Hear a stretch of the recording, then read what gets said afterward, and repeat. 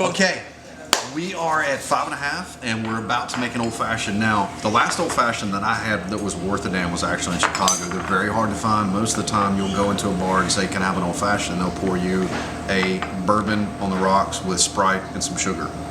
And it's just absolutely terrible.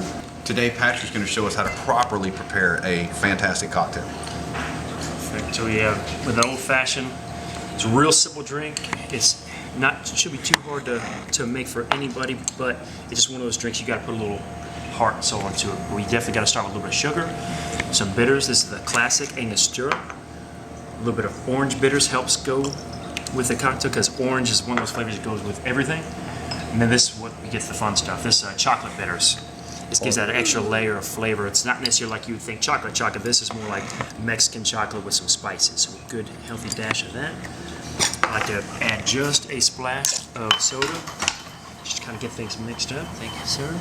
Then with this, the fun part, a little more muddling like we saw from before, because all we're trying to do with this is just to break up the sugar crystals, you know, because if you're using a simple syrup or something, you have water that's already diluted into it. We want to keep water out as much as we can, because at the end of it, we're going to add a bunch of ice, and that's going to provide your dilution for the rest of your cocktail.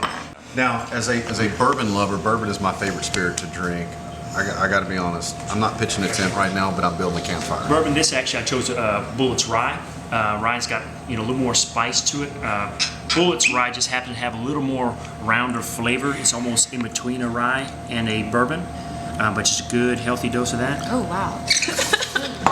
It's a party. And that's the thing about an old fashioned is it's all about the spirit. If you don't like drinking your booze straight up or near straight up, it's just not a cocktail for you, you know. So you don't feel bad about not ordering one. Just know it's not one of your cocktails, you know. But the next thing we do is add a little bit of ice to get it going. I'm just stirring a little bit beforehand to get everything incorporated. Again, stirring is another lost art with some bartending, but stirring is essentially the same thing as shaking, just you're not doing it as quickly and you're not adding as much dilution because your ice isn't breaking up. As you can see, there's still full chunks of ice. Now the next important things are your garnish for an old fashioned. Really simply, most time you'll see like a big orange fan and stuff like that out there, and a bright red maraschino cherry. Not my favorite kind, so we just use fresh citrus. Some nice smell-o-vision citrus. Get that thing expressed over the top. Next thing we got is a little orange zest right here, perfect square. This is the fun stuff. Rimming. You ready for action?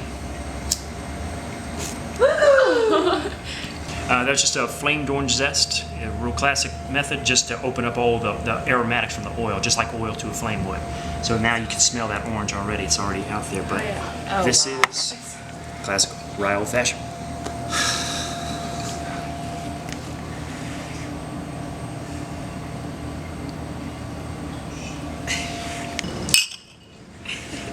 Cheers. Definitely the top. Enjoy. Oh wow.